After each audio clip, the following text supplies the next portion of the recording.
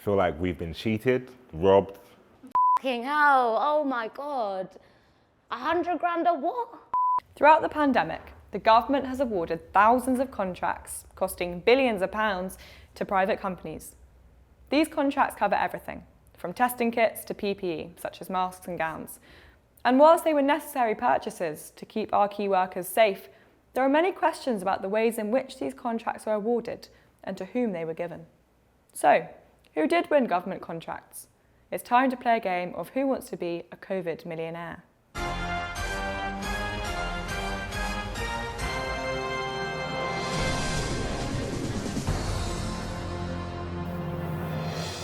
Private healthcare firm Randox Laboratories was awarded a contract in May 2020 worth £133 million to produce COVID testing kits as part of the Health Secretary's promise to carry out 100,000 tests a day. The company pays a large salary to employ a special consultant to help with their work. But who is he? Is he A, a senior medical officer in the NHS, B, a Conservative politician, C, a software developer and CEO of a successful app, or D, a head teacher? Yeah, I was thinking B, but then I think you might be tricking us. C, it would make sense if it was a medical professional, but I'm gonna have to go with C. Definitely got nothing to do with the NHS, I know that for a fact. Yeah. I'm gonna go with B. The answer is B, a Conservative politician. What a surprise! This is Owen Paterson, Conservative MP for North Shropshire, former Cabinet Minister and leading Brexit supporter. He's been a consultant at Randox since 2015. He's currently paid £100,000 a year at the rate of £500 an hour. No other firms were given the opportunity to bid for the work, and over 750,000 testing kits were later recalled because of concerns about contamination. Oh yeah, fucking hell, oh my God. 100 grand a what? I feel like my reactions aren't as big as yours because I feel like I'm used to it. I'm used to hearing it. The company Hinpick, owned by a man called Alex Bourne, was awarded a contract by the UK government to produce NHS COVID test tubes that are used for PCR and lateral flow tests. This cost £30 million. But what did Mr. Bourne do before making test tube equipment? Did he A, make test tubes for science labs? B, was he a researcher at a Russell Group university? Was he C, a pub landlord, or was he D, an actor? I'm gonna go with C. Yeah, is this Matt Hancock's f***ing friend? I don't even see that. I looked at the thing and it looks like they own a pub, doesn't it? He's Matt Hancock's friend, isn't it? Or is it a different one? Yeah, C. The answer is C, pub landlord. That's right. Mr. Bourne previously ran the Cock Inn in Thurlow, Suffolk. In fact, Mr. Bourne used to be a neighbour of the then Health Secretary, Matt Hancock, who gave him the contract.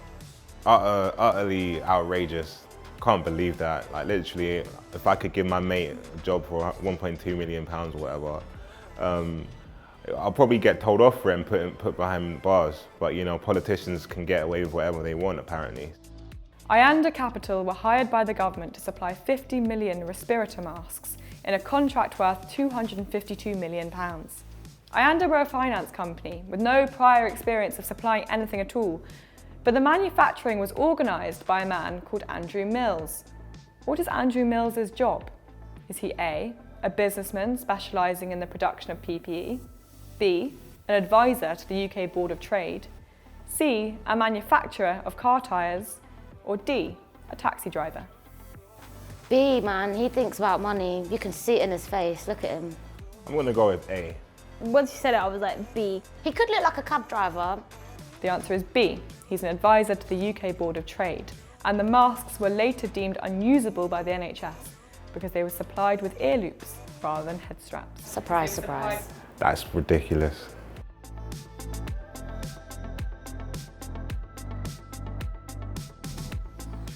Feel like we've been cheated, robbed, had our money splashed up the wall. And in many cases cost lives. That pisses me off even more. My money, you've put people's lives at risk. And setting an example should probably be the biggest thing, especially if you're in government. And what are you doing, like? And there's people that are going without literally having their benefits cut because apparently they don't need an extra 20 quid a month or whatever. But the idea that the government's helped these people give this money to their friends when they've done a terrible job of actually helping people out during the pandemic. It's crazy. It's really, really crazy. The whole point of putting a proposal together, when I'm marking bids and stuff, you have to have a very clear budget, you have to have the breakdown, you have to know what every single thing is going to, and for what you said about the loops instead of head straps, that comes in like cost. If it's specialized trade, they know that they have to do loops instead of head straps. There's no room for error, and like disregarding the amount of money, like just doing it wrong, is such a it's disrespectful, Yeah, really. it's cheating.